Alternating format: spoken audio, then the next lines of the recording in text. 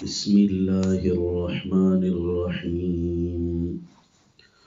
والذين جاهدوا فينا لنهدينهم سبلنا وإن الله لمع المحسنين سورہ العنکبوت آیت نمبر 29 وصلی اللہ علی النبی الکریم والذین جاہدوا فینا، جو لوگ ہمارے راستے میں ہمارے واسطے ہماری وجہ سے محنتیں کرتے ہیں، مشقتیں کرتے ہیں، کوشش کرتے ہیں، لنہدینہم سبلنا، تو ہم ان کی رہنمائی کریں گے اپنی طرف آنے کے کئی راستوں کی، اپنے راستوں کی ہم رہنمائی کریں گے۔ وَإِنَّ اللَّهَ لَمَعَ الْمُحْسِنِينَ، اور اللہ تعالیٰ دل سے نیکی کرنے والوں کے ساتھ ہیں۔ یعنی دین حق اور مسئلہ توحید کی وجہ سے جس طرح کہ مضمون صورت چل رہا ہے، مصائب آئیں گے، جس طرح انہی آیات سے گزشتہ آیات میں گزرا کہ یہاں تک کہ اتنے مصائب آئیں گے کہ بعض اوقات اپنا وطن بھی چھوڑنا پڑے گا۔ لیکن حقیقت یہ ہے کہ جو وطن چھوٹ رہا ہے وہ کسی بڑی خوشی اور بڑی نعمت کے لیے، جس طرح پیارے سیدنا ابراہیم علیہ السلام نے اپنا وطن چھوڑا عراق، تو اللہ تعالیٰ نے کعبۃ اللہ میں ان کو گھر نصیب فرمایا، اور وہیں آبادیاں ہوئیں، اور امام الانبیاء صلی اللہ علیہ وسلم نے اپنا مکہ مکرمہ چھوڑا، جہاں حضرت ابراہیم علیہ السلام اس کعبۃ اللہ میں آ کر رہے۔ یہاں سے بھی اگر کوئی جانا پڑے تو فرمایا یہاں سے بھی چلے جانا مصلح کی خاطر، یہاں سے بھی تشریف لے گئے۔ تو پھر اللہ تعالیٰ نے ایک اور شہر دیا جس کا نام ہی رکھا مدینۃ الرسول، پھر اللہ نے اس کو بھی حرم بنانے کی اجازت دے دی۔ کعبۃ اللہ کو اللہ نے حرم بنایا، یہاں کچھ پابندیاں شرعی اللہ نے لگائی۔ اسی طرح رسول اللہ صلی اللہ علیہ وسلم نے فرمایا کہ مدینہ بھی میرا اسی طرح حرم ہے، یہاں پر بھی بہت ساری پابندیاں اسی طرح ہیں۔ مدینۃ الرسول صلی اللہ علیہ وسلم عطا فرمایا۔ سیدنا یوسف علیہ السلام کو زبردستی وہاں سے نکالا گیا اپنے شہر سے، پھر اللہ تعالیٰ نے جو انہیں مصر میں مقام عطا فرمایا کہ شہزادوں کی زندگی درمیان میں تھوڑی سی آزمائش، پھر وہیں سے اللہ تعالیٰ نے بادشاہتیں عطا کی۔ وَالَّذِينَ جَاهَدُوا فِينَا لَنَهْدِيَنَّهُمْ سُبُلَنَا، جو ہمارے راستے میں آنے کی کوشش کرتے ہیں ہم ان کے لیے کئی راہ کھولیں گے، حتیٰ کہ ایک نماز پڑھنا یہ اللہ تعالیٰ کی طرف آنے کی محنت ہے، تو ہم اس ایک نماز کی وجہ سے اس کے لیے جو کئی راستے کھولیں گے، حتیٰ کہ تلاوت کرنا، حتیٰ کہ ذکر اذکار کرنا، پھر سب سے اعلیٰ جہاد کرنا۔ اگر کوئی جہاد کرتا ہے تو پھر اللہ تعالیٰ اس کے لیے ہر نیکی کی وجہ سے کئی راستے اللہ کھولتے ہیں، اور یہ راستے کیسے کھلیں گے یہ پھر ہر بندے کو اللہ تعالیٰ نے ایک ایسی صورت عطا فرمائی ہے کہ وہ اس کو ہی پتہ ہوگا، وہ خود کہے گا اللہ نے میرے لیے انعامات کھول دیے ہیں۔ اس کا مطلب ہے یہ خطرہ رکھنا چاہیے کہ جو اللہ سے دور ہونے کی کوشش کرے گا، اللہ سے دور ہٹے گا، پھر اس کے لیے کئی راستے بند ہونا شروع ہو جائیں گے۔ ان اللہ لمع المحسنین، اللہ دل سے نیکی کرنے والوں کا ساتھ دیتے ہیں۔ ایک روایت میں ہے، تفسیر ابن ابی حاتم اور مفسر ابن کثیر نے بھی نقل فرمائی ہے کہ لیس ینبغی لمن الہم شیئا من الخیر ان یعمل بہ، کہ اس آیت کا تو یہ مطلب ہے کہ اللہ اس کی رہنمائی کریں گے، لیکن رہنمائی کو جو سمجھے وہ یہ سمجھے کہ وہ دین حق کی رہنمائی جو ہے میرے لیے امتحان بھی ہے کہ میں اس رہنمائی کو پورا لے رہا ہوں کہ اسے تھوڑا لے رہا ہوں۔ یعنی یہ نہیں کہ کسی کو کسی بھی نئی نیکی کا الہام ہو، اس کے دل میں بات آئے کہ بھائی یہ کام کرنا تو بڑا اچھا ہے،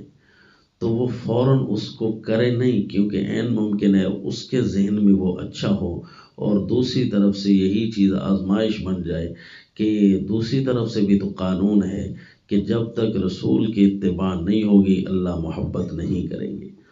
تو سب سے پہلے اگر کوئی دل میں الہام اچھی بات آئی ہے، کوئی نیکی کا جذبہ ہے، تو اس وقت تک نہ کرے جب تک کہ دوسرے قانون پر بھی عمل نہ کر لے کہ وہ سنت سے ثابت ہے، حتیٰ یسمعہ فی الاثر، حتیٰ کہ وہ دیکھے کہ حدیث میں بھی ایسا آتا ہے۔ مثلاً کوئی کہے کہ جی درود شریف پڑھنا بہت زیادہ ثواب ہے، تو ظاہر ہے اچھی بات ہے۔ دل میں خیال ہے نماز پڑھ رہا ہے کہ ابھی دل میں خیال آیا کہ بڑی میں ذوق سے نماز پڑھ رہا ہوں، یا میں درود شریف بھی پڑھ لوں، کیونکہ ذہن میں آیا کہ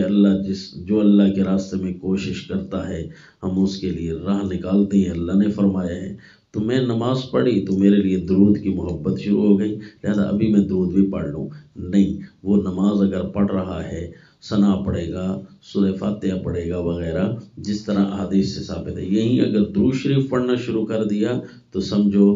دوسری طرف سے امتحان میں پڑ گیا کہ اللہ نے بھائی دل میں اچھی بات ڈال دی ہے۔ نہیں، یہ آزمائش بھی تو اللہ بھیج سکتے ہیں، دوسری طرف سے بھی تو اللہ کا قانون ہے۔ قل ان کنتم تحبون اللہ فاتبعونی، اللہ کے ساتھ اگر محبت کرنی ہے نا تو رسول اللہ صلی اللہ علیہ وسلم کی اتباع کرو، تو اللہ تعالیٰ تمہارے ساتھ بھی محبت کرنے لگ جائیں گے۔ تو ذہن میں اچھائی کا خیال آتے ہی فوراً اچھائی نہیں کر لینی جب تک کہ اسے حدیث سے ثابت نہیں کیا جائے، تاکہ دوسری طرف سے بدعت کا خطرہ بھی تو نہ لگے۔ فَإِذَا سَمِعَهُ فِي الْأَثْرِ عَمِلَ بِهِ وَحَمِدَ اللَّهَ حِينَ وَافَقَ مَا فِي نَفْسِهِ، اگر ایسی بات دل میں آئی ہے کہ وہ حدیث میں بھی اسی طرح موجود ہے، جا کر دیکھی، تو پھر اللہ کا شکر پڑے کہ اللہ نے اس کی ایسی سنت کی طرف رہنمائی کی کہ جو اس کو بھولی ہوئی۔ وَالَّذِينَ جَاهَدُوا فِينَا لَنَهْدِيَنَّهُمْ سُبُلَنَا وَإِنَّ اللَّهَ لَمَعَ الْمُحْسِنِينَ،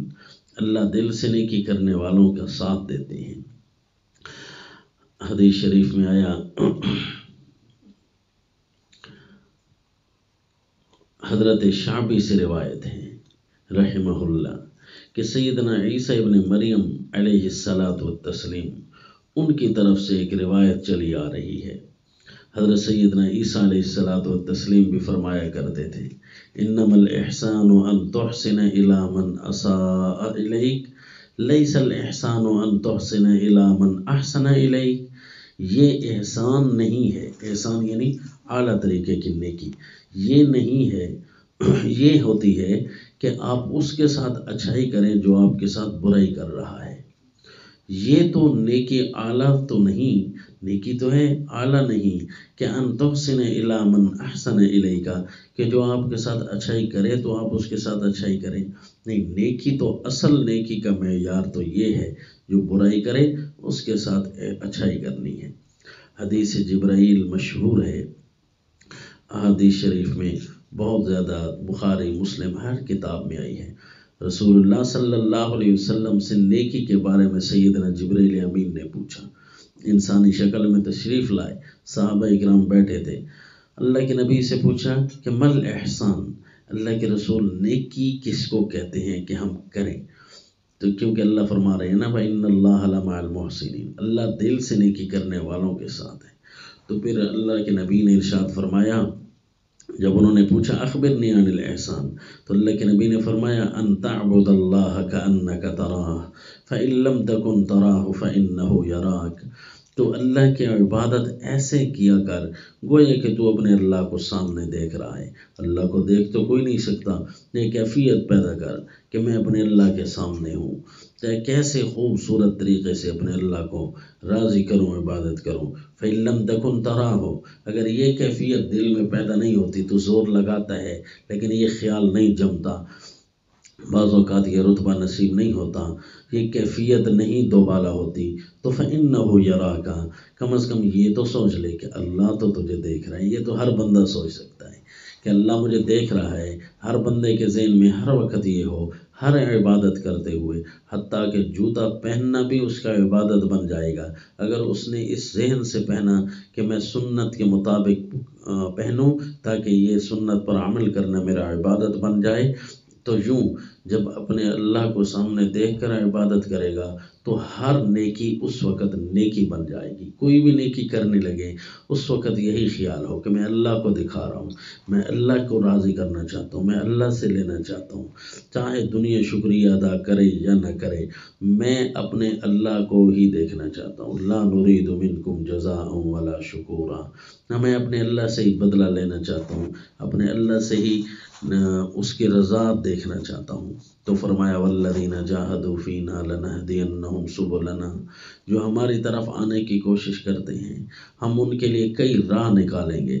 بے شک ان کے دنیا کے راہ بند ہو جائیں لیکن ہم ہی ہیں ان کے لیے راہ نکالنے والے۔ یہ ہے دینداری کا انعام، وما علینا الا البلاغ۔